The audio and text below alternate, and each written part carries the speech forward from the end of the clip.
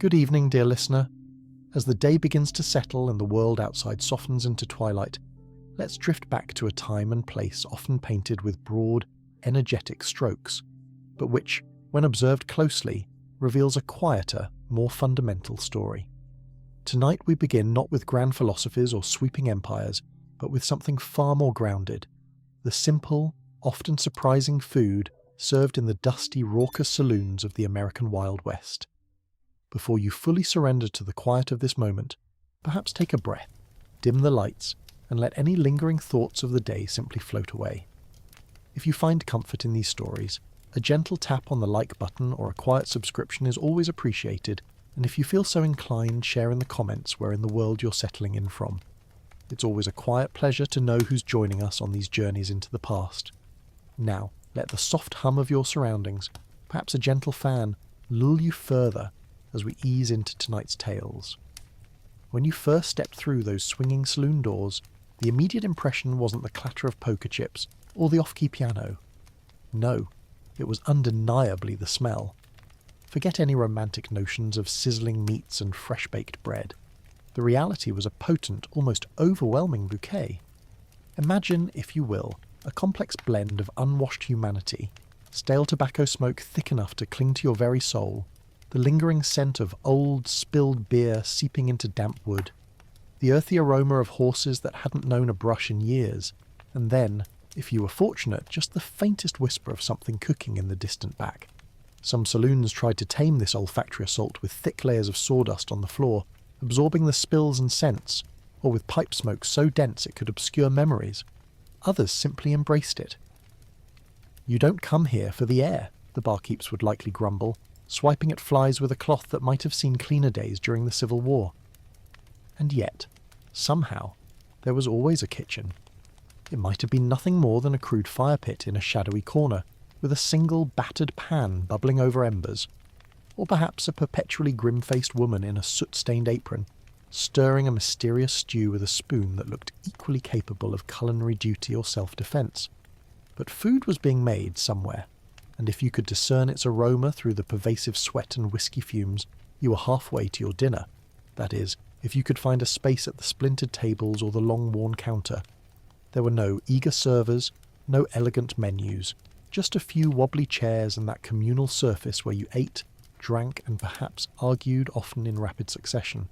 If you were a familiar face, the cook might bellow, "beans" or "stew," and you'd likely shout your choice back without even looking up. If you were new, a suspicious silence might descend as they tried to gauge if you were more likely to pay or to pass out before the plate even hit the table. Saloon dining, you see, wasn't about refined taste. It was about pure, unvarnished survival. You consumed what was available, not what you desired. You sat shoulder to shoulder with strangers who might just as easily rob you as save your life tomorrow. And if the food caused discomfort, well, that's what the whiskey was for. In the quiet hierarchy of Wild West cuisine, beans reigned supreme, not for their gourmet appeal, but for their sheer practicality. They were cheap, remarkably resilient, and seemingly capable of surviving any disaster, a stampede, a gunfight, or even an apocalypse, without showing any signs of distress. Pinto, black, navy, the variety scarcely mattered. If it was dried, vaguely edible, and could be boiled into submission, it found its way into the pot. Beans were the unsung heroes of countless saloon kitchens, served morning, noon, and night, often to men who hadn't glimpsed a fresh vegetable since leaving their distant homes. Preparation was beautifully simple. Step 1. Pour beans into a pot. Step 2.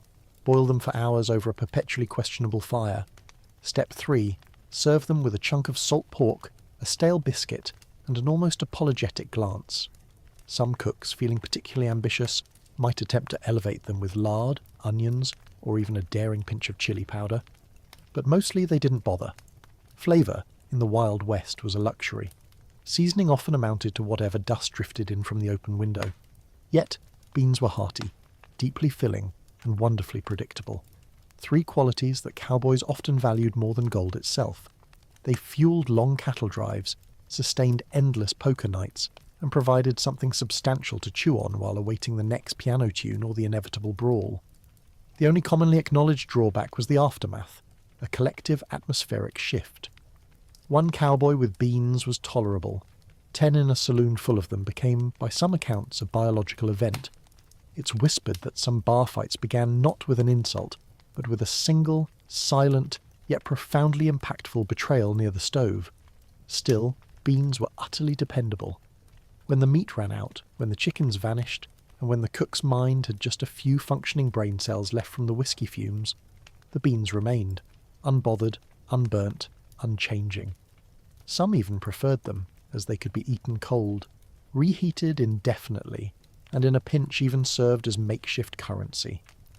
Legend tells of a man who once acquired a horse for 3 pounds of salted beans and a solemn pledge never to return. So yes, saloon food had its soaring highs and its questionable lows, but beans were the baseline, the very bedrock, the humble, persistent heartbeat of 1,000 dusty meals. You didn't necessarily love them, you respected them, and sometimes that was enough. If beans were the stoic soul of Wild West saloon cuisine, then salt pork was its slightly greasier, unyielding backbone. Imagine a slab of fat and meat so incredibly tough it could endure a violent thunderstorm, survive a chaotic bar brawl, and remain essentially unchanged after 6 months rattling around in a saddlebag. Salt pork wasn't bacon, though many cowboys might have wished it were. It was pork belly, heavily salted and often smoked, preserved in large barrels with enough brine to season a small ocean.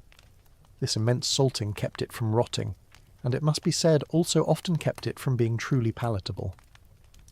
When cooked correctly, fried crisp and sizzling in a hot skillet, it possessed a satisfying crunch, a burst of flavour, and enough grease to briefly make you forget that the rest of your meal likely originated from a tin can. But when cooked incorrectly, which happened with alarming frequency, it was akin to chewing a salted boot heel dipped in axle grease. Yet salt pork had its loyal adherents. It was easy to transport, almost impossible to genuinely ruin, though many certainly tried, and it lent even the most insipid pot of beans a potent salty punch of joy, or at least a compelling reason to drink more whiskey. Saloon cooks, ever resourceful, wasted nothing. The rendered fat was used to fry everything from potatoes to biscuits. The tuffrin might be tossed into a stew, given to the ever-present saloon dogs, or, on a particularly unlucky day, served to a newcomer who hadn't yet learned the subtle nuances of frontier dining. One bite would swiftly teach them that the barkeep's warning, chew slow or choke proud, was no jest. And yes, occasionally the pork was suspicious. A subtle greenish tinge, a faint, questionable odour. But in the saloons, the operative motto wasn't, "Is it fresh?" It was more like, "Did it kill the last guy?" If the answer was no, you generally gave it a try. Salt pork was incredibly versatile. It could be diced into beans, slapped onto biscuits, fried alone, or simply gnawed at like jerky during long arduous rides. Cowboys carried it like a precious treasure, and saloon cooks leaned heavily on it when the chickens had perhaps retired, or the stew pot grew too thin. It wasn't elegant, and it certainly wasn't healthy, but in a world where you might ride 60 miles before your next hot meal, salt pork reliably got the job done. And if you survived it, well, you were almost certainly stronger for the experience. In the culinary landscape of the Wild West, stew was the great equalizer. Hot, vaguely meaty, and almost always deeply suspicious, it was the one dish almost every saloon served, regardless of how ramshackle its kitchen might be. Why? Because stew offered the perfect, unassailable cover story for whatever odds and ends the cook had on hand, or couldn't legally describe. The foundation was universally simple: a pot, a fire, and a generous dose of ambition. You'd begin with water, perhaps some beans or potatoes, and then with a flourish or a grunt you'd toss in whatever hadn't managed to walk away yet. Beef? Certainly. Rabbit? Definitely. Squirrel? Oh yes. Rattlesnake? If it wasn't biting anymore, in it went. One traveller famously claimed he discovered a bootlace in his bowl, and he wasn't even angry. He said it was the most chewable part.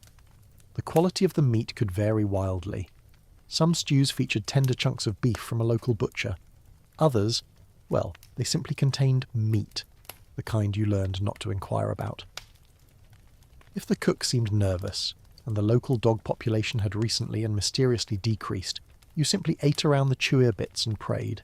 Vegetables, when they were available, were usually boiled into utter oblivion. Carrots became indistinct orange smudges. Onions vanished completely. Potatoes were often the most resilient, but even they eventually surrendered to the long simmer. The end result was a bubbling brown-grey slurry that, remarkably, usually smelled far better than it looked, and tasted better than you might expect, assuming a generous addition of salt. Spices were a rare luxury. Most stew derived its kick from whatever clung to the cook's hands or knife. If you were lucky enough to taste black pepper, you were in a truly fancy establishment. If you got chili powder, congratulations, your sinuses were about to be forcefully cleared. Yet, despite its inherent mystery, stew remained a comfort food for the weary cowboy. It was hot, deeply filling, and could be stretched seemingly endlessly by simply adding more water. One pot might feed a dozen men, or be reheated for 3 consecutive days until it achieved the consistency and personality of ancient glue. You didn't eat stew because it was delicious. You ate it because it was there, because it was warm, and because nothing else in town seemed remotely edible, unless your palate favoured chewing tobacco and regret. Just remember, dear listener, never ever ask what was in it. Because in the Wild West, ignorance wasn't just bliss. It was, very often, dinner. Not every cowboy could indulge in the luxury of a steak, but nearly every saloon offered something bread-like to sop up the last vestiges of stew. This something typically appeared in one of 2 forms: soft, flaky biscuits, heavenly when truly fresh, or hardtack, which was essentially bread's unyielding, undead cousin. Let's consider the biscuits first. When prepared correctly, a rare but truly magical occurrence, they were warm, delicately buttery, and flaky enough to convince a man he'd stumbled into a truly proper kitchen. Cooks capable of consistently producing good biscuits were local legends. Some claimed their secret lay in a generous amount of lard. Others swore by buttermilk. A few, perhaps, just had lucky hands and very low standards. These biscuits were best devoured alongside beans or stew, perfect for mopping up any broth that hadn't already seared your tongue. They were often baked in heavy cast-iron pans, cooked over open flames, and served with a suspicious chunk of butter, or, if the establishment was particularly fancy, a modest splash of molasses. And then there was hardtack, a formidable slab of flour and water, baked until it could, theoretically, survive a nuclear winter.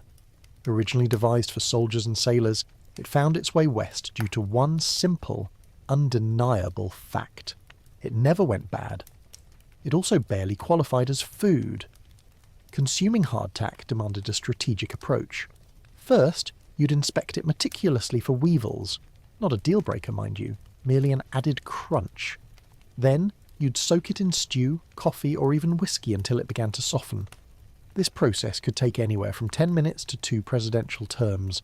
Even after soaking, chewing hardtack remained a commitment. You didn't merely eat it, you grappled with it. One can only imagine the flourishing businesses of frontier dentists who profited from cowboys who challenged a peace and inevitably lost. But here's the quiet truth. Both biscuits and hardtack served their purpose. They were cheap. They were portable. They filled you up. And in a world where calories mattered far more than culinary sophistication, that was truly enough. So, if you stumbled into a dusty saloon and saw a plate of steaming biscuits, you counted your blessings. If they handed you a hardtack puck the size of your palm, well, at least it came with a story and perhaps a chipped tooth. If you consider modern coffee strong, imagine, if you will, the cowboy coffee of the Wild West. This was a brew so potent it didn't just wake you up. It stared back with an almost sentient defiance and dared you to blink. Coffee in the Wild West was less about taste and more about sheer survival. It wasn't roasted by origin, filtered through elaborate gadgets, or adorned with frothy oat milk art. It was ground roughly, sometimes not at all, then unceremoniously dumped into a kettle and boiled until the liquid achieved a colour best described as black and vaguely sentient. The standard recipe was simple, if not elegant. Take water from whatever source was available, hopefully not directly downstream from the horses, toss in a handful of coffee grounds, measured purely by instinct and often aggression. Boil it hard. Do not strain it. Do not question it. Just pour, and perhaps pray. The result was a thick, dark concoction that smelled like burnt dreams and tasted like vengeance. It was not uncommon for the last sip to contain more grounds than liquid, providing cowboys with both their much-needed caffeine and an unexpected dose of fibre in one heroic gulp. And yet, They loved it. Coffee kept them warm on frigid desert mornings. It kept them awake through endless night watches. It masked the lingering effects of hangovers and aided in the dubious digestion of questionable stew. It was fuel, comfort, and sometimes a quiet form of punishment, all contained within one dented tin cup. Saloons didn't always serve coffee unless they boasted a dedicated kitchen, but if they did, it arrived boiling hot, likely quite old, and strong enough to strip paint. One cowboy famously described it as like drinking a kick from a mule, but you miss it when it's gone. Those of more refined tastes might add sugar or a splash of canned milk, if such luxuries were available. Everyone else simply grimaced and powered through. And if a saloon had been reheating the same pot all day, you received the boldest brew known to humanity, thick as tar and twice as resentful. It's worth noting that some cooks, in an effort to stretch their supplies, would reuse old grounds. This economy method led to coffee that tasted distinctly of disappointment and regret, yet it still counted. Because in the Wild West, you didn't drink coffee for pleasure. You drank it to feel alive and to stay that way. In the Wild West, meat wasn't merely food. It was currency, a marker of status, and on occasion a profound test of bravery. If you were fortunate enough to afford it, you might stride into a saloon and boldly order a steak. What arrived on your plate, however, depended entirely on capricious luck, precise timing, and whether the cook harboured any personal grudges against your particular countenance. Steak, in its theoretical ideal, was a luxury. In harsh reality, it often manifested as a tough, unapologetically overcooked slab of beef, typically fried in a generous quantity of lard, scorched into a state of rigid obedience, and served with a stark absence of any garnish whatsoever. If you dared to ask for it medium rare, the cook would simply stare at you with such intensity that your moustache might visibly wilt. When fresh beef was unavailable, and let's be honest, it usually was, saloons turned to other, more adventurous options. Dried jerky, heavily salted buffalo, occasionally venison, or even wild boar if someone had been truly lucky on a hunt. And by lucky, we mean they managed to hit it and drag it back before the buzzards descended. In mining towns or far-flung settlements, the meat choices became even more creative. Squirrel stew, rattlesnake roast jackrabbit with seasoning. If it possessed legs and didn't belong to a customer's horse, it was generally considered fair game. Sometimes you were simply served meat, and no one offered any explanation as to its origin. That, dear listener, was your cue to eat quietly and refrain from asking questions. If you found yourself chewing for an uncomfortably long time, or discovered something vaguely resembling a whisker, you simply sipped your whiskey, nodded solemnly, and accepted your fate. There was also the undeniable risk of age. Some meats had been hanging around long enough to acquire distinct personalities, and even names. Cooks would expertly slice off the truly bad parts, drown the remainder in a thick gravy, and assure you it was well aged. If your plate twitched when you poked it, you were perhaps entitled to one mildly raised eyebrow, and nothing more. Still, when the meat was fresh, and the cook miraculously sober, you might receive a genuinely memorable meal. A sizzling slab of beef, perhaps a fried egg crowning it, and a solitary biscuit on the side. A plate, if you can imagine, that served as a profound reminder why people sometimes endured gunfights for such a simple pleasure. But most of the time, you ate what was presented and quietly hoped it didn't eat you back. In a Wild West saloon, dessert wasn't a distinct category. It was more of a happy accident, the rare confluence of a cook possessing spare ingredients and a tiny, almost imperceptible sliver of mercy. But if there was one reliable, sweet comfort, it was undeniably cornbread. Made from the simplest of ingredients, cornmeal, water or milk, lard, and occasionally, if the cook remembered, a dash of baking powder, cornbread served as the Swiss Army knife of the frontier menu. It could be baked in pans, fried in skillets, or even for the truly hurried or lazy, dropped by spoonfuls directly into boiling stew.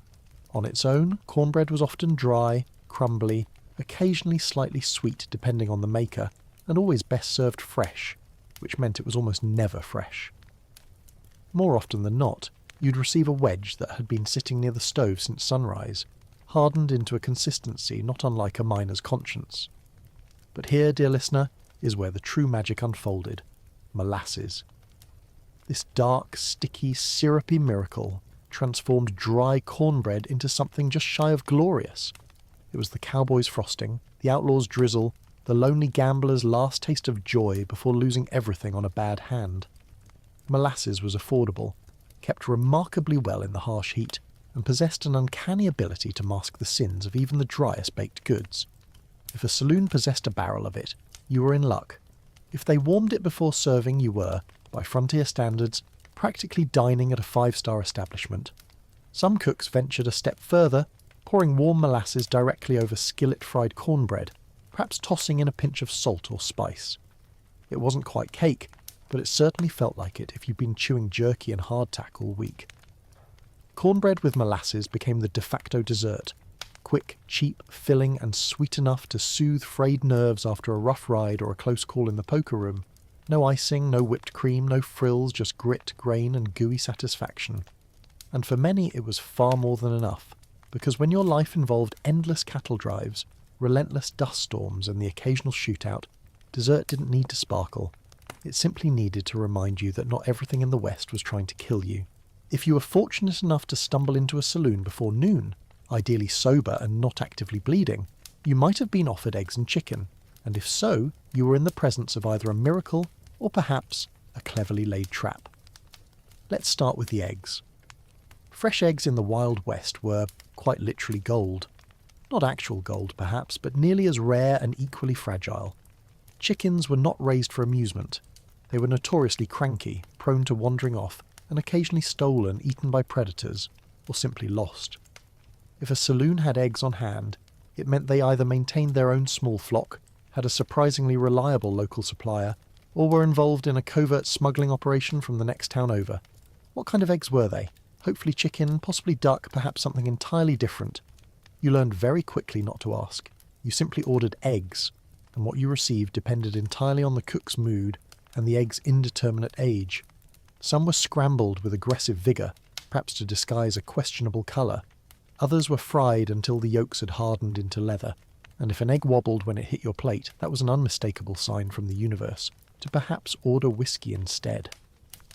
As for chicken, it sometimes appeared on the menu, but not often. If it proclaimed fried chicken, what you'd likely receive was a scrawny bird that had, presumably, died in a fit of profound anger, tough, bony, and fried in lard until every last vestige of flavour had tapped out. Chicken was not always worth the chewing effort, but it was meat, it was hot, and it wasn't beans again, so folks ate it with a quiet gratitude. You might receive a drumstick the size of your thumb, or a whole quarter roasted over an open flame. You might also, and this was just part of the charm, find a feather in your gravy. Breakfast offerings of eggs and chicken served as a quiet status symbol for saloons. They declared, without needing to speak, "We possess food that did not originate from a can or a barrel." If the eggs were warm and the chicken wasn't utterly desiccated, you'd recount the experience to your buddies for weeks. And if it gave you food poisoning, well, that was merely the West's way of reminding you who, ultimately, was in charge. Still, there was something undeniably hopeful about ordering eggs. They spoke of morning, they spoke of survival. And just maybe, they meant you'd live to drink again by nightfall. In a Wild West saloon, pie was more than just a dessert. It was a profound statement. If your eyes landed upon a pie sitting proudly on the bar, steam perhaps still rising, its crust a golden invitation, the faint scent of apples wafting gently through the ever-present smoke and whiskey, you instinctively knew this saloon meant serious business. You also understood, on a deeper level, that someone in the kitchen had poured real, dedicated effort into its creation, which, in a land of bean slop and overcooked pork, was practically a love letter. Now, let's not get ahead of ourselves. Pie in the Wild West wasn't a perfect lattice-topped pastry, adorned with farm-fresh, perfectly ripe fruit. It was a rough, rustic affair. Crusts were often uneven, fillings typically concocted from canned or dried fruit, and it was usually served lukewarm at best. Whipped cream. Not unless a dairy cow somehow wandered directly into town. The most common varieties were apple, peach, or berry, the latter being a wonderfully flexible category that sometimes included raisins or even mysterious things that only vaguely resembled berries.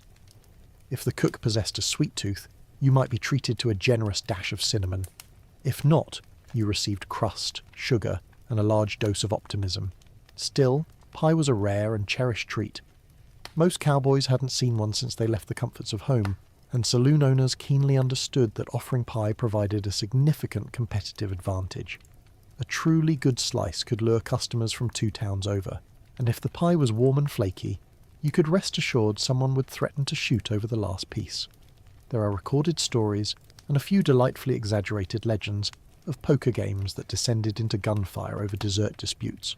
You took the last slice was considered as valid an offence as cheating at cards. In a world where men had been stabbed over spilled whiskey, pie, remarkably, was practically sacred. Of course, not all pies were created equal. Some were mostly crust, some were undeniably experimental, some had fillings that merely hinted at having once been fruit in a previous life. But if the stars aligned, the cook was sober, the oven was hot, and the fruit wasn't actively fermenting, then that pie was something to truly remember. Because in the ceaseless dust and grit of the frontier, a simple slice of pie wasn't just food, it was hope, served warmly on a tin plate. Cheese in the Wild West was much like a high-stakes poker game, full of inherent risks, a little bit of bluffing, and a strong possibility you'd regret your choices the next morning. It did undeniably exist, but only if you knew precisely where to look. And even then, you needed a certain bravery, because cheese wasn't shipped in neat wax-wrapped wheels. It was made locally, often by someone who might have once vaguely read about dairy fermentation while under the influence. Most saloon cheese fell into one of 2 varieties: hard, yellow, and suspiciously sweaty, or soft, crumbly, and possessing a slightly aggressive aroma. Refrigeration. That was a luxury beyond comprehension.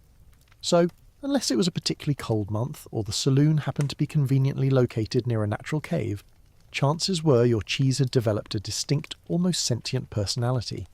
It might be cheddar, it might be something vaguely Swiss, or it might simply be a lump of dairy guesswork with a generous dusting of salt on top. And if it squeaked when you bit into it, well, dear listener, that was a private matter between you and your jaw. Cheese was typically served in modest chunks alongside bread, jerky, or, if you were truly lucky, a pickled cucumber. It offered a welcome counterbalance to the pervasive saltiness of everything else, and provided cowboys with a much-needed protein boost between brawls. You could even melt it over beans or toast it gently on cornbread, assuming the cook was feeling particularly artistic. But be warned, some saloons cut corners. That cheese might in fact be old butter gone wrong, or simply curdled milk pressed into a bar shape and heavily rolled in pepper to distract you. One travelling merchant once claimed he purchased cheese in Nevada that tasted distinctly like a boiled sock with a rind. He still ate the entire thing because even truly bad cheese was, in the end, still cheese. And in the Wild West, a saloon that offered any cheese at all truly stood out. It implied the owner had connections to a local farm, or at the very least, access to a cow that hadn't been rustled yet.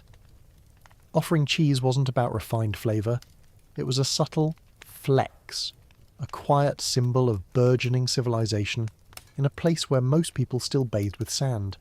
So if a saloon plate came with a slice of cheese, you'd likely eye it, sniff it, perhaps tap it cautiously with your fork and then eat it anyway. Because in the West, a gamble was simply part of dinner. If it could be soaked in vinegar and seemingly forgotten in a jar, chances are it was served in a Wild West saloon. Pickling wasn't just a flavour choice, it was a fundamental strategy for survival. Before the advent of refrigeration, saloon kitchens relied heavily on the preserving power of brine and sourness to keep food from, quite literally, crawling off the shelf.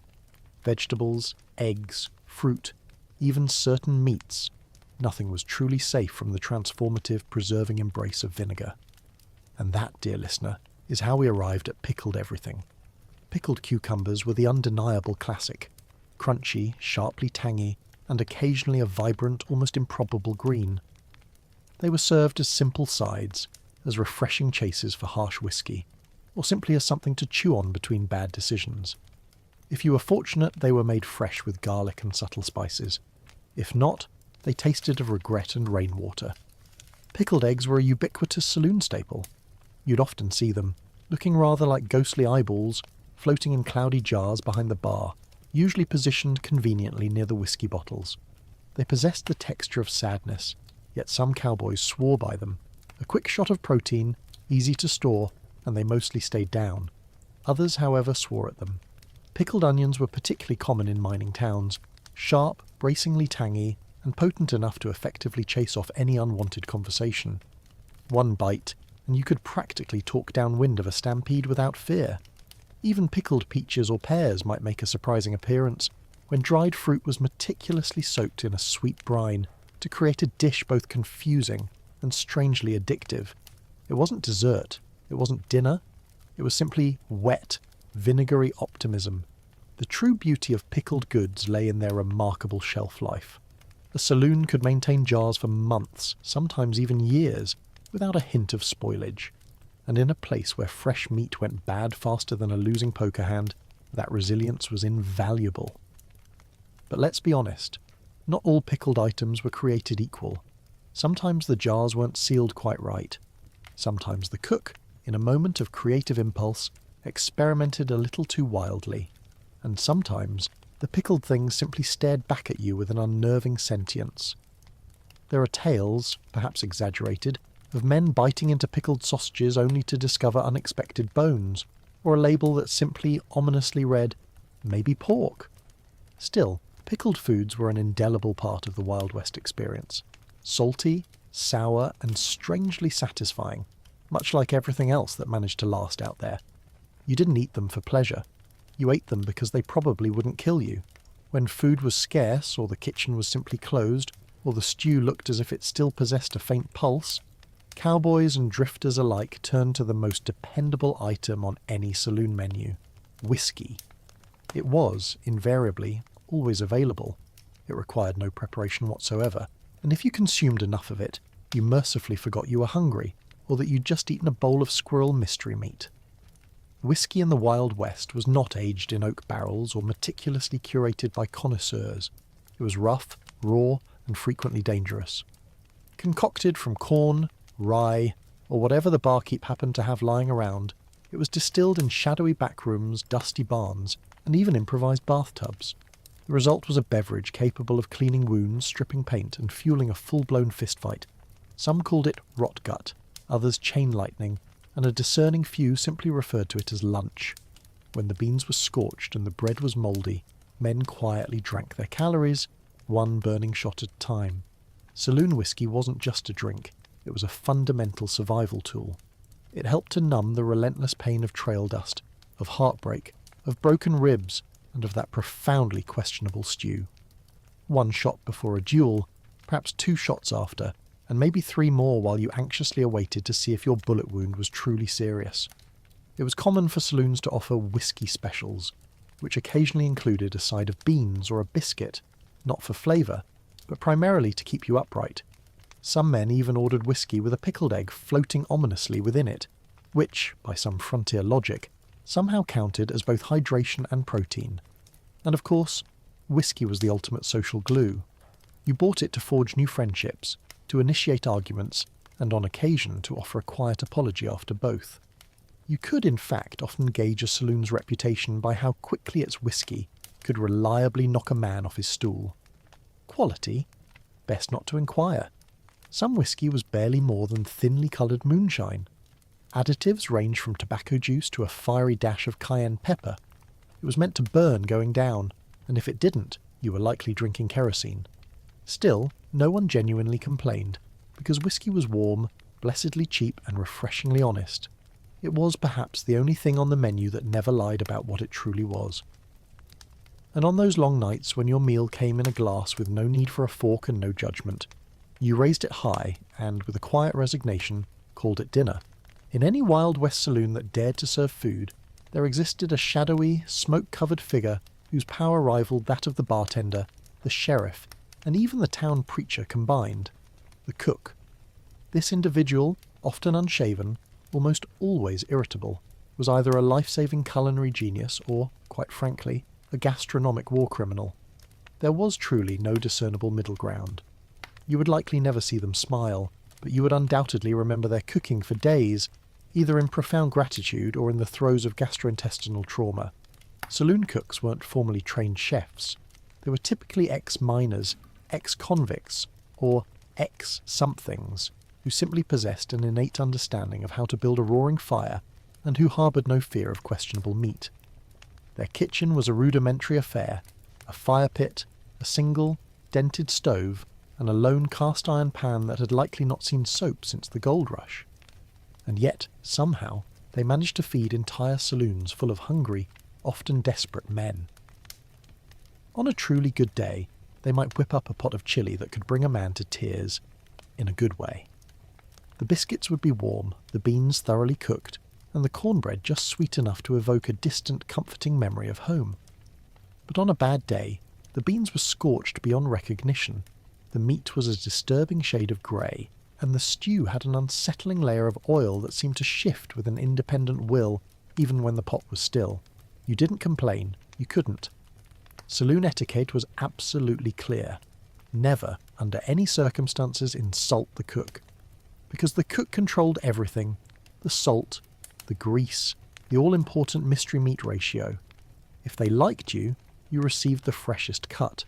If not, you were treated to the spoon scrapings from last night's disaster, perhaps reheated into a chilly surprise. They often doubled as the saloon's unofficial bouncer. No one, after all, wanted to be struck by a ladle that had just survived frying salt pork. And if the cook possessed a cleaver, which many often did, they could clear a room faster than a shotgun blast. Despite their moods, these cooks were vital. They kept cowboys on their feet, prevented miners from passing out in their beer, and stopped travellers from collapsing mid-sentence. They toiled long hours in relentless heat and smoke, endured insults masquerading as seasoning requests, and lived by a single, unyielding rule. If you don't like it, there's the door, or the whiskey. So, whether they were your gastronomic saviour or your unwitting saboteur, you always nodded respectfully to the cook, because in the Wild West they held your stomach, and very often your fate, in their greasy, gloriously unwashed hands. Now that we've journeyed through those dusty swinging doors, inhaled the complex aroma of the stew, and stared down a pickled egg suspended in a foggy jar, the quieter, lingering question remains. Would you, dear listener, actually eat the food served at a Wild West saloon? Let's be honest, modern taste buds, accustomed to certain refinements, might not survive the experience entirely unscathed. The beans were, as we've discussed, basic. The meat was perpetually a gamble, and the stew was often more mystery than actual meal. You'd need strong teeth, a stomach of iron, and the kind of ravenous appetite that only comes from riding 40 miles on a sunburned horse with nothing but dust in your lungs. But here's the quiet truth. For the cowboys, the weary miners, the desperate gamblers, and all the diverse misfits of the American frontier, saloon food wasn't about gourmet flavours or artfully plated Instagram moments. It was about fuel. It was about calories. It was about the simple, undeniable warmth of a plate between gunfights, train robberies, or another night spent sleeping in a barn next to a mule named Regret. It was, fundamentally, about survival. You didn't ask where the meat came from. You didn't complain if the biscuit crumbled like chalk. You simply sat down, consumed what was offered, and washed it down with something strong enough to kill bacteria, or at least make you stop caring about it.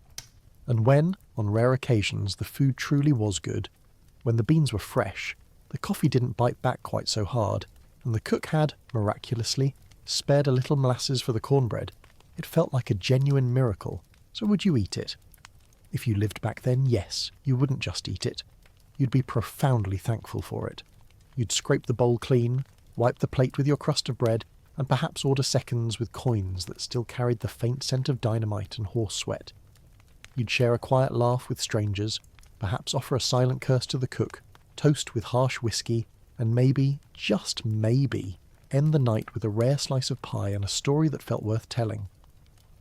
Because saloon food wasn't glamorous, it was gritty, it was greasy, and it was profoundly real. And in a world where the West was still wild, that truly was enough. Now, as the echoes of the Wild West saloon begin to fade, let us shift our attention to something far older. A different kind of marking on the body, one that long predates the buzzing needles of modern tattoo shops. Long before tattoos were elaborate scrolls across biceps and backs, they were something far more ancient, etched not with fashion in mind, but with mystery, with meaning, and with survival itself.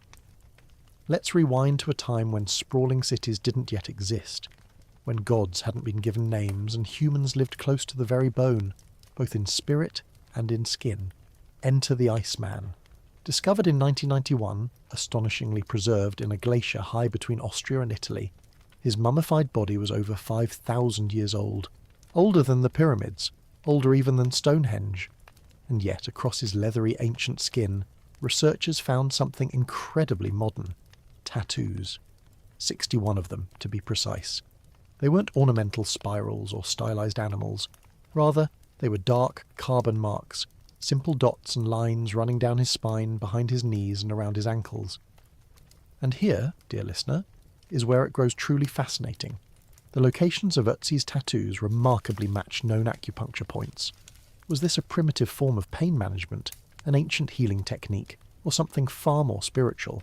A rite of endurance carved directly into the flesh as a channel for deeper energies? We may never know with absolute certainty, but one thing is profoundly clear. Even in the Stone Age, humans were already marking their bodies with deliberate purpose, and Ötzi was far from alone. In ancient Egypt, tattoos appeared predominantly on women, including revered priestesses and graceful dancers. These marks weren't decorative butterflies or the names of lost lovers, but rather potent symbolic patterns, often placed around the abdomen, thighs, and chest. Some scholars gently suggest these tattoos were intended to offer protection during childbirth, to channel vital fertility, or to ward off malevolent spirits like a spiritual armour, intricately drawn directly onto the body. Even in Nubia, to the south of Egypt, archaeologists have unearthed mummies bearing clear animal figures tattooed on their limbs: bulls, crocodiles, powerful symbols of strength and survival. Across these remarkably early societies, tattoos weren't rebellious acts. They were instead quiet acts of reverence, of resilience, and of ritual. They carried profound meaning not merely in the ink itself, but in the enduring pain, the permanence, and the deep, unwavering belief of the wearer. So the next time you observe someone's sleeve of ink at the gym or on the subway, allow yourself to remember that they are quietly carrying on a tradition that began not in a studio but in the ice, in the sand, and in the sacred silent depths of forgotten millennia. If you've ever entertained the notion that tattoos are merely edgy accessories or fleeting signs of rebellion, try articulating that thought in front of a Polynesian chief, and watch the room fall into a respectful silence. In Polynesian cultures, tattoos were neither optional nor simply decorative. They were profoundly sacred. In fact, the very word tattoo itself derives from the Tahitian word tatau, meaning to strike. And that is precisely how it began. With bone tools, meticulously dipped in soot, rhythmically tapped into the skin with a stick. Each strike resonated with centuries of unbroken tradition. In places like Samoa, Tonga, and especially among the Maori of New Zealand, tattoos weren't merely art, they were identity itself. A person's moko, the intricate facial tattoos of the Maori, could tell you everything you needed to know about them: their rank, their family lineage, their ancestry, even their personal achievements and storied deeds. The face wasn't simply a canvas, it was a living, breathing resume. To remove it would be akin to erasing a man's entire life story. Young men would often receive their first tattoos during excruciating ceremonial rites of passage. This wasn't a casual Friday night decision after a few drinks. It was a profound spiritual transformation. The process was agonizing. No anesthetics, no numbing creams, just raw courage and a communal belief in the deeper transformative purpose of the pain. Women, too, were tattooed, often on the lips, chin, or thighs, with symbols of beauty, maturity, and mana, the sacred power believed to flow through all living things. A woman without tattoos could be considered incomplete, a canvas left tragically blank in a world brimming with stories. But colonialism, as it often does, attempted to erase it all. Missionaries arrived with scissors, soap, and a pervasive sense of shame. They viewed the tattoos as primitive, pagan, and unchristian. In some areas, traditional tattooing was outright outlawed, forcing it underground like a sacred language spoken only in hushed whispers. Still, the ink endured. Today, many Polynesians are proudly reclaiming their tattoo heritage. The ancient tools have returned, the intricate designs have resurfaced, and across the vast Pacific, you can once again hear the rhythmic sound of tattoo. It is not merely an art form, it is a profound act of cultural survival. These were not just marks upon the skin. They were, and still are, quiet declarations of spirit, of bloodline, and of belonging. Step into the world of toga-clad senators, roaring gladiators and profound philosophers, and you might not immediately expect to encounter tattoos. After all, when we envision ancient Greece and Rome, we typically picture idolized marble statues and pristine, unblemished bodies. But gently peel back that idealized myth, and you'll find ink subtly lurking in the shadows. In ancient Greece, tattoos were originally, and perhaps uncomfortably, associated with slaves and criminals. In fact, the Greek word stigma, yes, the very root of our modern term stigmatize, referred directly to the permanent marks branded or inked into someone's skin as a form of punishment. These weren't symbolic or decorative. They were labels, stark warnings. If you were a runaway slave or a captured enemy, your captor might brutally tattoo your forehead with a clear message, perhaps, "Stop me, I ran away." A permanent scarlet letter etched irrevocably into the skin. The Romans, ever the pragmatists, adopted this idea and expanded upon it. Soldiers in the formidable Roman army, especially those in specialized legions, were often tattooed to overtly mark their loyalty, a kind of flesh-bound dog tag. But they also extensively used tattoos to brand gladiators, slaves, and prisoners of war. It wasn't about identity, it was about undeniable ownership. There's a darker twist here too. Early Christians, persecuted by the Roman authorities, were sometimes tattooed as a form of humiliation. Yet, centuries later, these very Christians would subtly reclaim the practice. Pilgrims journeying to Jerusalem in the Middle Ages often returned with small crosses tattooed on their arms, quiet proof of their profound devotion and endured suffering. What began as a tool of punishment slowly, remarkably, morphed into a badge of deeply held faith. Interestingly, in later Roman times, Emperor Constantine, the same ruler who famously legalized Christianity, explicitly banned tattooing on the face.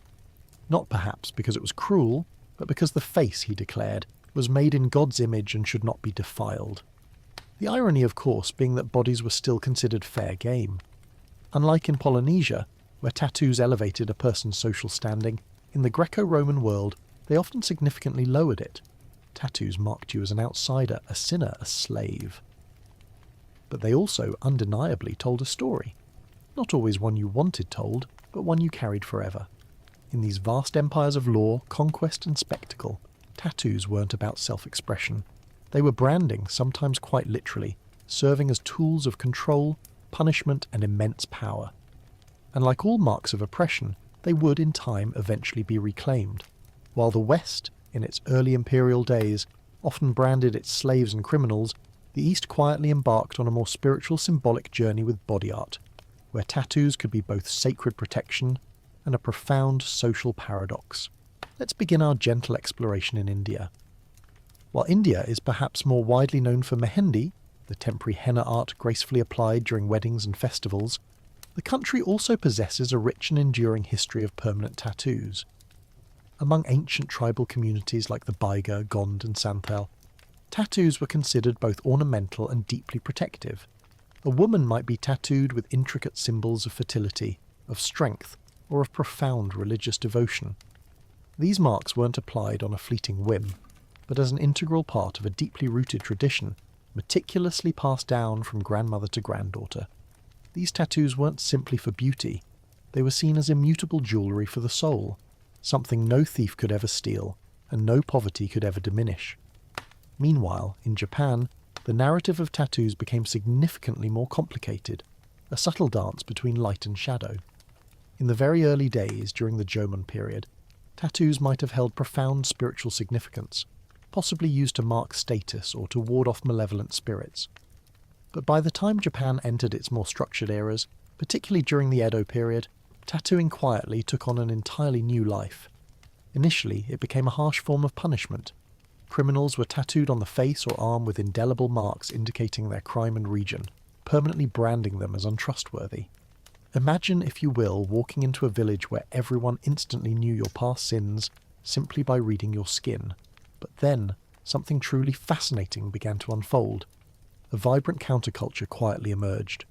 Outcasts, including the daring firemen, the tireless labourers, and later, the enigmatic members of the Yakuza, began to adopt tattoos not as symbols of shame, but as profound badges of honour. They created elaborate full-body designs known as irezumi, often depicting powerful dragons, stoic tigers, and mythical figures. These were true masterpieces, painstakingly carved into the flesh over hundreds of agonizing hours. Each intricate design told a deeply personal story, a personal legend subtly inked beneath the relentless judgment of society. At the very same time, Buddhist pilgrims throughout Southeast Asia developed Sakyant tattoos, geometric designs and ancient Pali scriptures believed to offer protection, strength, and profound spiritual blessings. These were administered by revered monks, using sharpened bamboo or steel rods, always accompanied by solemn chants and heartfelt prayer. In the East, you see, tattoos could be holy or deeply taboo, sacred or overtly criminal. It all depended on who wore them, and, perhaps more importantly, why. But one thing was certain. In these cultures, skin was never silent. It spoke of power, of punishment, of prayer, and of pride. As the formidable Roman Empire slowly gave way to the quiet, pervasive rise of Christianity, the tattoo needle, once a complex symbol of identity or harsh punishment, began to gently vanish from the Western world. Why, you might wonder? Because in the unwavering eyes of the burgeoning church, the human body was no longer merely flesh. It was revered as a temple, and temples apparently were not meant to be scribbled upon. The early Christians harboured a complex, almost contradictory relationship with tattoos. On one hand, certain devout groups quietly adopted tattoos as profound declarations of their faith. Pilgrims journeying to Jerusalem would have small crosses delicately tattooed on their wrists to signify their unwavering devotion, a permanent spiritual passport. These were symbols of enduring resilience and quiet survival, undeniable proof that they had undertaken the sacred journey and lived to recount the tale. But that, dear listener, was the exception, not the pervasive rule. By the early Middle Ages, the dominant message emanating from the religious authorities was crystal clear. Marking the body was a pagan practice, and anything pagan was by definition considered sinful. The Bible, specifically Leviticus 19:28, was frequently cited as the authoritative text. "You shall not make any cuttings in your flesh for the dead, nor tattoo any marks upon you. I am the Lord." That single powerful line was enough to effectively bury an entire art form across much of medieval Europe. Tattoos became synonymous with heathenism, with witchcraft, and with heresy. Not something you wish to be associated with during the terrifying height of the Inquisition. In the quiet confines of monasteries and across the Christian kingdoms, tattooing virtually disappeared, reduced to mere whispers and lingering superstitions. But even in this era of profound suppression, the ink never truly dried. In the far reaches of the Byzantine Empire, some resilient Christian sects still quietly practiced religious tattooing. Small crosses meticulously etched onto hands and arms, often as a desperate measure to protect against Islamic enslavement. In Ethiopia, Coptic Christians steadfastly maintained their ancient tattoo traditions, marking young believers with sacred symbols as an integral part of their spiritual rituals. And among the Crusaders, those formidable knights who marched to the Holy Land, tattoos made a quiet, almost secret return. Some etched small crosses onto their bodies, not just as spiritual protection, but so that if they fell in battle, they could be buried as Christians, their unwavering faith visible even in death. So while the medieval West endeavoured to erase the art of tattooing, it never quite succeeded. The ink simply hid in monasteries, on pilgrim trails, and within the ancient desert churches, waiting patiently like a buried relic for its time to rise again. As the grand age of exploration dawned, and sturdy wooden ships began to slice through unknown, uncharted oceans, tattoos quietly found a brand new canvas: sailors. And these were not the refined court artists or ancient tribal shamans. These were rough, resilient men, their hands calloused by salt and their minds imbued with superstition, who began adorning their bodies with anchors, with mermaids, and with crucifixes. But how, you might wonder, did tattoos return to Europe after centuries in such profound exile? Enter the pivotal 18th century voyages of Captain James Cook. When his intrepid crew arrived in Polynesia, they encountered entire societies intricately marked with ink. Intrigued and utterly amazed, many sailors, captivated by the foreign customs, themselves acquired tattoos, both as respectful gesture to the cultures they encountered, and, let's be honest, as a very clear form of proof that they had truly ventured somewhere exotic. Returning to port with tattoos wasn't just fashionable, it was a living, breathing resume, a vivid personal record of where you'd sailed and what perilous adventures you'd survived. Soon, tattoos became the unofficial uniform of the seafaring class, but it wasn't merely about style, it was steeped in a deep, abiding superstition. An anchor on the forearm symbolised stability, a wish for a safe return. A pig and a rooster, often whimsically tattooed on the feet, were believed to prevent drowning, a macabre nod to the fact that these animals were sometimes kept in wooden crates that, ironically, floated during shipwrecks. Some sailors even tattooed "hold fast" across their knuckles, a fervent prayer for the grip strength to survive rough seas and tangled ropes. And then there were the deeply personal religious icons, crosses etched onto the back, the Virgin Mary tenderly placed over the heart. Sailors genuinely believed these tattoos offered divine protection, an extra, silent layer of spiritual armour when the vast, unforgiving ocean turned against them. As these inked-up sailors gradually filtered back into European and American ports, tattoos spread with them, not to the refined nobility but to the fringes, the dock workers, the soldiers, the convicts. Tattoos were now the quiet language of the lower classes, the drifters and the daring. Still, they held profound meaning. In the United States, Civil War soldiers began tattooing their names and regiments onto their arms, a grim, pragmatic preparation in case they fell in battle and needed identification. A small, painful insurance policy in a world utterly devoid of dog tags. So, while kings and clergy often shunned tattoos, the men who quietly mapped the world wore them with a fierce pride. For them each mark was a story, a wound, a charm, a whispered prayer. And when their world ended, perhaps in waves or cannon fire, it might be the only thing left that still whispered their name. By the time the 19th and 20th centuries truly hit their stride, tattoos had drifted far from ancient temples and sacred tribal rites. In many parts of the world, they had quietly become distinct marks of defiance, especially behind prison bars. Prisons gave tattoos a raw new language, a gritty, coded one, spoken in the clandestine whispers of sewing needles, razor blades, and improvised ink. Let's journey to Russia, under the chilling iron shadow of the Soviet Union, where a secret society of tattoos flourished within the notorious gulags. These marks were not decorative. They were brutally biographical, profoundly symbolic, and rigidly hierarchical. A star intricately placed on the shoulders, that meant you commanded a grim respect, barbed wire encircling the neck. You were a lifer, never truly escaping the system. A cathedral with multiple domes on your chest. Each dome represented a grim sentence served. These tattoos told your crimes, your rank within the prison hierarchy, your quiet defiance. But beware, dear listener, to break the code, or to wear a symbol you hadn't earned, might result in that mark being forcibly carved off with a knife. In Japan, the Yakuza, with their intricate artistry, transformed the ancient art of Irizumi, once a mark of punishment, into a profound badge of honour.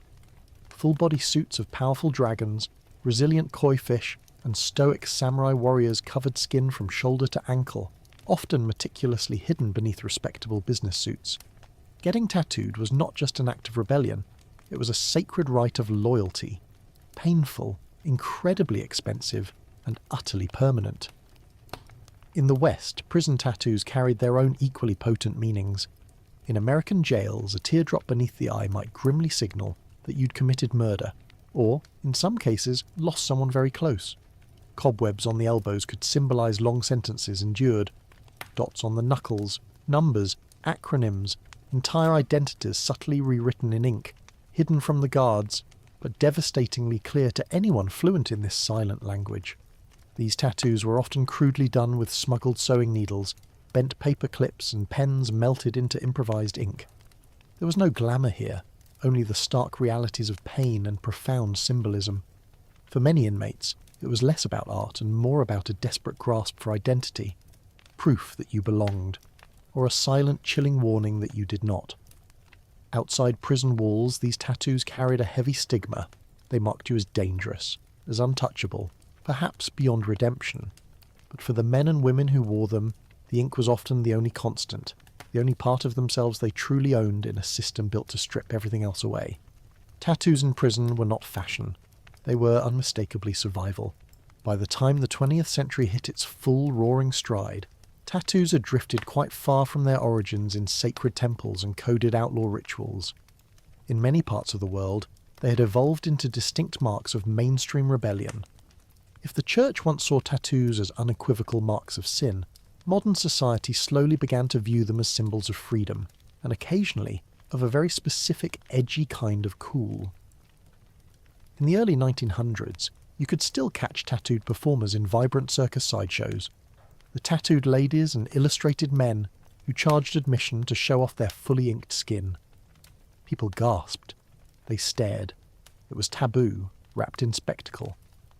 But something began to subtly shift around the middle of the century. Soldiers returning from the battlefields of World War II brought back simple, heartfelt tattoos, anchors, soaring eagles, hearts with "Mom" delicately scrolled inside, personal emblems of pain, patriotism, or survival. These tattoos weren't for mere show. They were deeply personal keepsakes, burned into the skin as permanent reminders of the harrowing things they'd witnessed and the brothers they'd tragically lost. Then came the counterculture. In the fervent 1960s and 70s, tattoos began breaking out of their blue-collar roots and onto the bodies of rock stars, leather-clad bikers, and introspective beat poets. Janis Joplin famously had a bracelet tattooed on her wrist. The Hells Angels wore ink like a fierce badge of honour. The very act of getting a tattoo, still somewhat frowned upon by polite society, transformed into an act of rebellion, a quiet way to declare, "I don't care what you think." And tattoo parlours themselves were no longer hidden dens in shadowy, seedy alleyways. They slowly began to go legitimate. Artists like Lyle Tuttle, who famously inked Cher and the Rolling Stones, transformed the humble needle into a true brush, a tool of artistry. Suddenly, tattoos weren't just symbols, they were profound statements, personal, political, powerfully individual. But the stigma, dear listener, didn't vanish overnight. Even into the 1990s and early 2000s, having visible tattoos could, undeniably, prevent you from getting hired. No visible tattoos was a common line printed directly onto many job applications. Ink still whispered of crime, of deviance, or of recklessness, especially for women, whose tattooed bodies were often policed far more harshly. And yet, the tide was steadily turning. Tattoo television shows emerged, showcasing the art. Celebrities embraced full sleeves with pride. Tattoo conventions popped up everywhere, celebrating the craft. The art form was no longer a mere subculture, it was becoming culture itself. From rebellion to runway, tattoos had finally irrevocably re-entered the mainstream, but they never truly forgot their deep primal roots. In a world where everything from our very voices to our most cherished memories seems to reside in the ethereal cloud, you might imagine that something as analogue, as inherently physical as a tattoo might be left behind. But instead, tattoos have entered a profound renaissance, not just surviving the digital age, but astonishingly evolving with it. Today, tattoos are far more than mere ink and skin. They're powered by apps, augmented by cutting-edge technology, and designed with machines that would make a 19th century sailor weep in bewildered awe. Some visionary artists now utilize AI to generate hyper-detailed, intricate designs.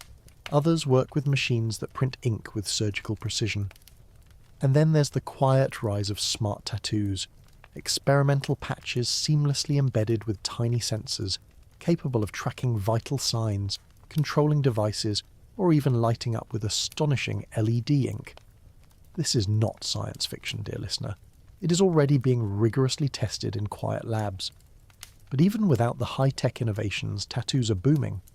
What was once deeply taboo is now widely celebrated across professions, across genders, and across cultures. Doctors proudly sport full sleeves. Teachers wear intricate wristbands of ink. CEOs stroll into boardrooms with elaborate back pieces, discreetly hidden beneath impeccably tailored suits.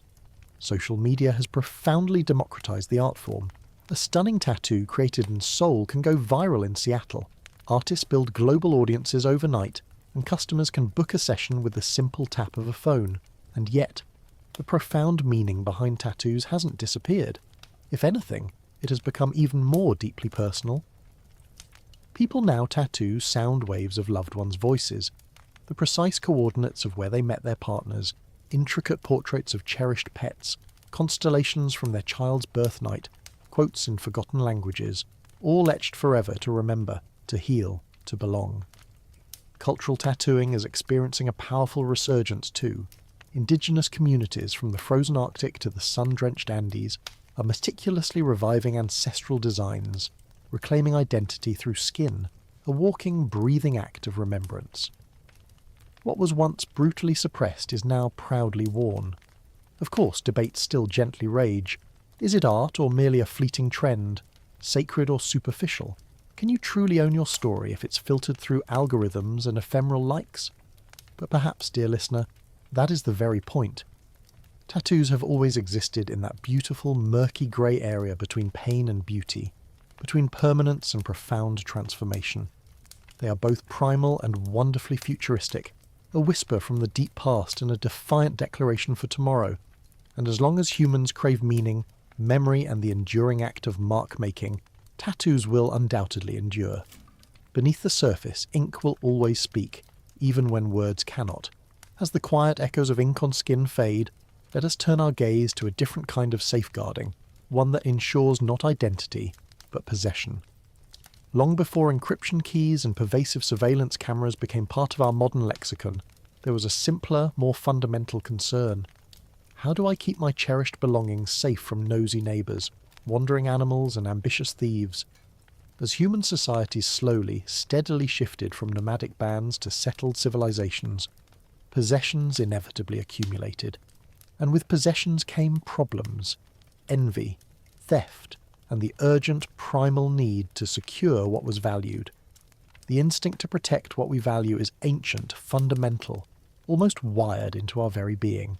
Once humans began storing food, tools, or sacred items in permanent dwellings or temples, they had to find a way, a tangible method to keep others out. But how do you guard something when you cannot stand watch forever? The answer, both elegant and revolutionary. Invent a mechanism to do it for you. The earliest known attempts at mechanical security date back to the sun-drenched lands of ancient Egypt, roughly 4,000 years ago. And what is truly astonishing, dear listener, is not merely that they possessed locks, but that the basic, ingenious principle behind their invention still quietly exists today. The Egyptian wooden pin lock was a marvel of early engineering. It utilised a wooden bolt carefully fitted with a set of holes, and within each hole small wooden pegs. When the correct key, often a large unwieldy wooden tool with corresponding pins, was precisely inserted, these pegs lifted, allowing the heavy bolt to slide open. Remove the key, and the natural force of gravity gently dropped the pins back into place, effectively sealing the door. This was no mere novelty. These locks were extensively used on vital storage rooms, on hallowed tombs, and even on the grand gates of temples. They were typically installed vertically, often on the inside of doors, to make tampering far more difficult. While they might appear primitive by today's sophisticated standards, the sheer brilliance of these early systems lay in their underlying logic. They weren't simply physical barriers, they were intricate puzzles. And like all good puzzles, they presented a formidable challenge to the uninvited. What's more, these locks reveal something deeper about the people who crafted them. They didn't just fear theft, they anticipated it. They thought ahead. They invested precious time and considerable skill in protecting the things that mattered most, and in doing so they quietly laid the foundational groundwork for an entire enduring field of human innovation, security. So the next time you gently lock your front door, remember, you're not merely turning a deadbolt. You're continuing a tradition begun by ancient hands, driven by a timeless, unchanging truth. Some things are profoundly worth guarding. The Egyptian wooden pin lock was not merely the world's first known lock, it was quite astonishingly the direct ancestor of nearly every pin tumbler mechanism used today. Simple, elegantly designed, and surprisingly effective, it secured temples, homes, and vital storage rooms across ancient Egypt for centuries. And it all began with a few pieces of wood, a bit of clever design, and a deep inherent human need for privacy and protection. Imagine, if you will, a large sturdy wooden door, not one with the hinges we know today, but perhaps more akin to a vertical plank barrier. On the inside of that door a heavy wooden bolt rests, designed to slide horizontally to block the entrance. But embedded within that bolt are several carefully drilled holes, and inside each hole rests a small wooden peg. These pegs, by design, drop down into corresponding slots precisely cut into the doorframe itself, preventing the bolt from sliding open. It is unequivocally locked. Now, here is where the quiet magic unfolds. The key, a substantial wooden implement, perhaps resembling a modern toothbrush, yet much larger, possesses corresponding pegs or pins that perfectly match the precise positions of those inside the bolt. Gently insert the key into the bolt, and the pins inside are pushed upward just enough to clear the frame slots. Once lifted, the bolt can slide open freely, granting access. Remove the key, and gravity in its simple wisdom does the rest. The pins fall back into the frame holes, effectively relocking the door. It is, in essence, mechanical memory, achieved without the complexity of springs or gears, just wood, weight, and ingenious forethought. What made this system so remarkably impressive was its exquisite balance of complexity and reliability. It was relatively easy to craft using readily available materials, yet remarkably difficult to bypass without the correct precise key. And since each lock was subtly different, due to the inherent variations of hand carving, keys were not interchangeable. Your lock was, definitively, your lock. These innovative pin locks weren't exclusively reserved for the wealthy or the royal either. Archaeological findings at ancient sites like Nineveh, and later at Persian and Assyrian locations, clearly demonstrate that the concept spread widely across diverse ancient civilizations. Egypt may have given birth to the idea, but the lock in essence had legs. Beyond its purely practical use, these locks also carried significant symbolic power. In tombs and sacred buildings, locking something wasn't just about physical protection. It quietly signified reverence, a sense of profound finality, the deep-seated belief that certain things should remain utterly untouched unless one was truly worthy enough to possess the key. Security in ancient Egypt, you see, was not merely a function. It was a powerful, enduring statement. While ancient Egypt gifted us the earliest known mechanical locks, ancient Mesopotamia, cradled between the Tigris and Euphrates rivers, quietly pioneered a very different form of security, one that relied less on intricate mechanics and far more on the profound power of identity. In that fertile land, security wasn't sealed with heavy bolts and complex tumblers.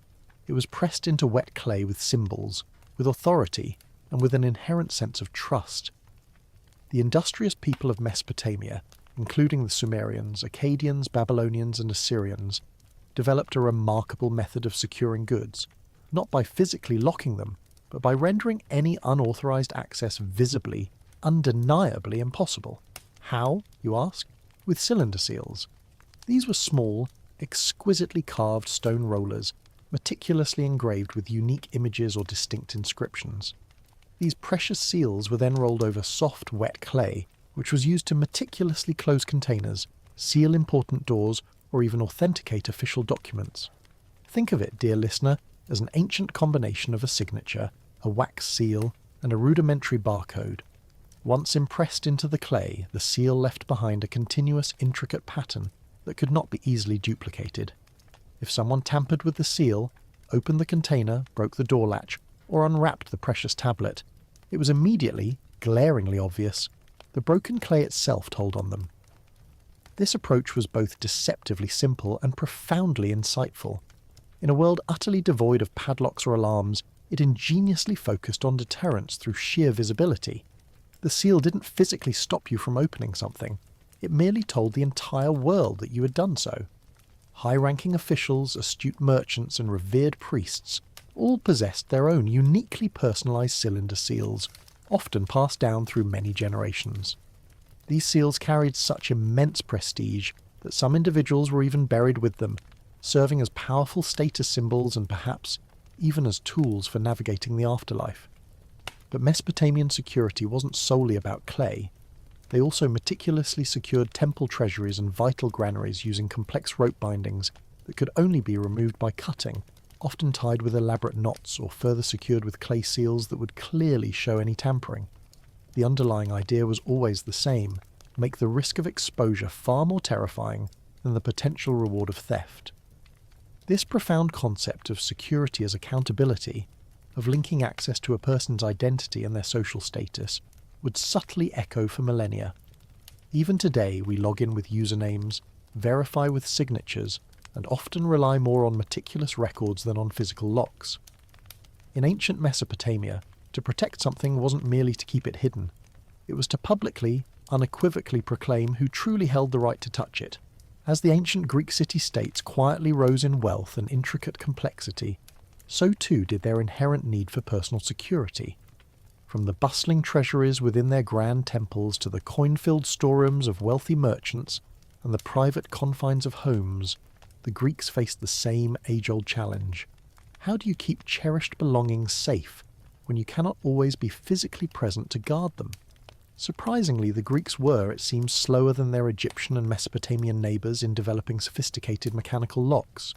Instead, they leaned heavily on trust, on well-established social norms, and on robust physical barriers, sometimes subtly reinforced by surprisingly clever, though still rudimentary devices. One such innovation was the bar and pin lock, primarily utilised for doors and chests. It consisted of a sturdy horizontal bar meticulously placed across a door on the inside with a precisely drilled hole through which a key could be inserted from the outside to gently lift the bar. These keys were often large, flat iron rods, distinctly shaped like the letter F or P. They were, it must be noted, not the most discreet implements. In fact, some were almost as long as a forearm, and carrying one around made it quite obvious that you possessed something valuable to protect. But Greek keys and locks were not merely functional, they also held significant cultural meaning. Being entrusted with a key symbolised profound authority and grave responsibility. In Homer's timeless Odyssey, Penelope is beautifully described as holding the key to Odysseus's storeroom, a powerful symbol of her quiet but undeniable power within the household. However, Greek locks, like many early technologies, had their limitations. They were often crudely made, relatively easy to force open, and their effectiveness depended more on sheer physical size than on intricate subtlety. What truly kept valuables secure was often a robust combination of careful concealment, vigilant guards, and deeply ingrained communal expectations. In temples and state treasuries, vital rooms were meticulously sealed with rope and wax, with the city-state itself holding multiple keys, requiring several officials to be physically present to open a sacred store. Even ordinary homes were designed with layered access, multiple rooms, limited entry points, and sturdy gates that could be barred from within. Wealthier homes might employ slaves or hired guards to watch over their valuables, adding a crucial human layer of protection to the relatively simple mechanical devices. While the Greeks profoundly admired cleverness, miti, the cunning intelligence, they had not yet channeled this intellectual prowess into lock-making the way later civilizations would. Still, they laid the cultural groundwork, keys as symbols of status, access as a matter of deeply held trust, and security as a delicate balance between physical strength and nuanced social control. If the Egyptians gave us the brilliant concept of the pin lock, and the Greeks subtly wove trust into their traditions, it was the Romans who truly elevated lock-making into a practical, pervasive art. With their unparalleled metallurgical skill, their pervasive obsession with order, and their vast, intricate bureaucracy, the Romans brought unprecedented precision, remarkable portability, and ceaseless innovation to the realm of ancient security. And their ingenious ideas, dear listener, still subtly echo through the very modern locks we use today. Roman locks were primarily crafted from durable bronze and strong iron, materials that allowed for far greater durability and for the creation of much smaller, more intricate designs than their wooden predecessors. They shrewdly adopted the Egyptian pin tumbler principle, but then miniaturized it, refined it, and in some cases completely reinvented it. Roman locksmiths meticulously created what are known as warded locks, which utilized internal obstacles or wards that would only allow a precisely shaped key to rotate and unlock the mechanism. This meant that simply inserting any tool would not suffice. The key had to perfectly match the internal layout of the lock. Their keys, incidentally, were marvels in themselves. Fashioned from iron or bronze, Roman keys came in all sizes, from large staff-like keys used for imposing city gates to exquisitely crafted ring keys, elegantly worn on the finger like fine jewellery. These ring keys didn't just look elegant, they served a crucial functional purpose, offering constant, immediate access to locked boxes or small cabinets without the cumbersome need to carry bulky tools. It was status and utility, gracefully wrapped in metal. But the true genius often manifested in Roman puzzle locks. These were complex mechanisms, cleverly hidden inside ornate boxes, where pressing the wrong latch or turning the wrong angle wouldn't merely fail, it might, astonishingly, trap the lock even tighter. These ingenious devices were used not only for securing invaluable treasures, but also for discreetly hiding sensitive documents, revered religious relics, or even, famously, poison, a favourite chilling trick in Roman political circles. Romans also profoundly institutionalised lock usage. Banks, vital granaries, bustling merchant chests and military storerooms all meticulously employed locks. Doors featured robust metal plates, gates were secured with strong locking bars, and even slaves might be confined with the iron collars that had keys only their masters held. To the Romans, a lock was not just a tool, it was a powerful statement. It declared ownership, asserted authority, and enforced exclusion. And it quietly gave rise to the enduring idea that a truly civilized society needed more than just imposing walls to protect itself. It needed precise systems. While the West was meticulously forging intricate metal locks, ancient China quietly took a path that beautifully blended practicality with a subtle, underlying philosophy. Chinese engineers, ever pragmatic, developed locking systems that were simple, durable, and often imbued with deep symbolism. Here, the very design of a lock didn't merely protect an object, it carried a profound, deeper meaning. The most common form of ancient Chinese lock was the sliding bolt lock, a remarkably efficient mechanism made primarily from bronze or iron. These locks typically consisted of a hollow metal case, housing a sliding bolt secured by spring-loaded tumblers. Insert the right key, usually a flat-ridged metal stick, and the tumblers would precisely align, allowing the bolt to slide and the lock to open. Does this sound familiar, dear listener? It should. The core principle behind the modern pin tumbler lock was already alive and well in Han Dynasty China as early as 200 BCE. Unlike Roman locks, which often featured external keyholes and elaborate decorative flair, Chinese locks were compact, discreet, and remarkably portable. Many were used to secure chests, gates, delicate jewellery boxes, and doors, and the emphasis was squarely on function, not just form. But Chinese locks were more than just clever mechanical devices. They were often beautifully cast in the shape of auspicious animals, tigers, dragons, turtles, or meticulously inscribed with symbols representing luck, protection, or wealth. A lock gracefully shaped like a fish might be placed on a money box, subtly symbolising abundance. A formidable dragon lock on a door wasn't just for security, it quietly warned intruders that a powerful mystical force guarded what lay beyond. Locks also played significant ceremonial roles. During weddings, for instance, love locks were sometimes used to bind symbolic boxes or chests, profoundly representing the couple's enduring bond. The key would be ceremonially handed over as an integral part of the marriage ritual, a deeply symbolic gesture of trust and unwavering commitment. Some locks, particularly the more intricate puzzle locks, were ingeniously designed to confuse potential thieves. They featured hidden mechanisms, cleverly disguised false keyholes, or required a very specific sequence of movements to open. Not necessarily because they were harder to physically break, but because they brilliantly bought time. In ancient times, a delay, even a brief one, could be the crucial difference between a foiled theft and a successful one. Ultimately, Chinese security culture wasn't built around the brute denial of access, but rather a quiet harmony between utility, profound symbolism, and ingenious design. In that subtle blend of form and function, they developed a quiet, enduring legacy, one that continues in the elegant simplicity of subtle locks and meaningful symbolic rituals to this very day. In ancient India, security was less about brute force and more about clever concealment, symbolic barriers, and meticulously layered protection, often subtly blending profound spirituality with remarkable ingenuity. Indian locks weren't merely meant to keep people out. They were thoughtfully designed to confuse, to mislead, and to warn. Often, they integrated secret latches, cunning false compartments, or intricate symbolic inscriptions to elevate security into an almost philosophical practice. One of the standout features of Indian lockmaking was the pervasive use of deception. Puzzle locks and intricate trick mechanisms became common in temples and on vital treasure chests, not to prevent brute force entry entirely, but to render it complicated enough to profoundly discourage it. Some locks required multiple precise actions. Gently press one hidden button, then deliberately twist a second, almost invisible lever, and only then would the key perhaps turn. Others featured decoy keyholes that served no purpose whatsoever except to trick the unsuspecting, uninvited hand. Temple security especially saw intricate applications. Temples housed offerings of precious gold, sacred texts, and revered relics. Instead of simply hiding these treasures behind heavy locked doors, priests often layered security, not just physically but ritually. The storage area might be meticulously sealed with wax, secured with intricately knotted rope, and then stamped with a clay emblem, each bearing a profound spiritual weight.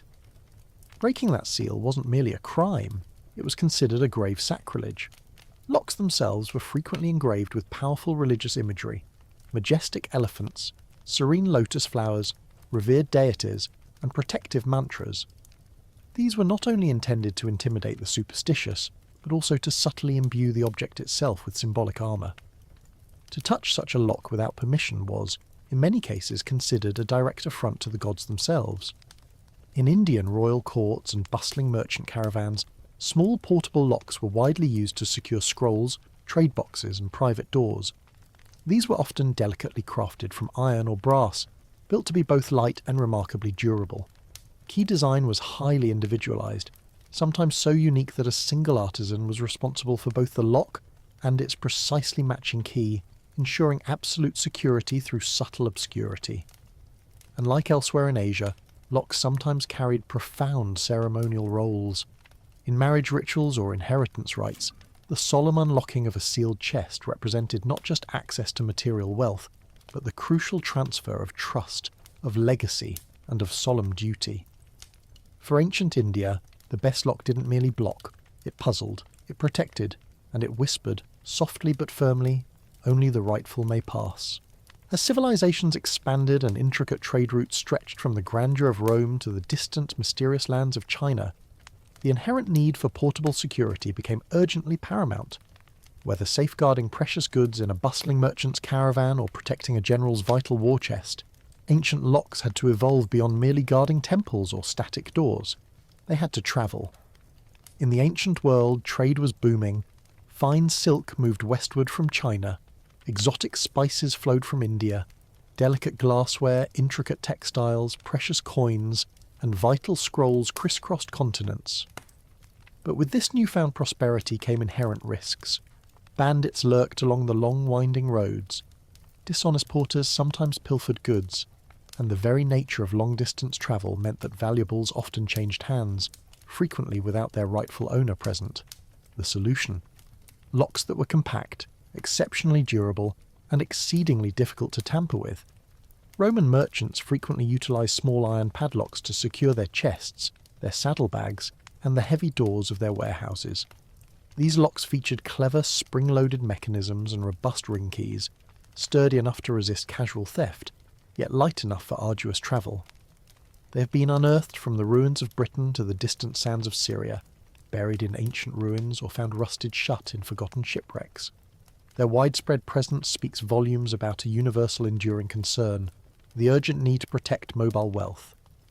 Chinese traders and meticulous officials employed portable sliding locks, often crafted from bronze, meticulously attached to chests or carts.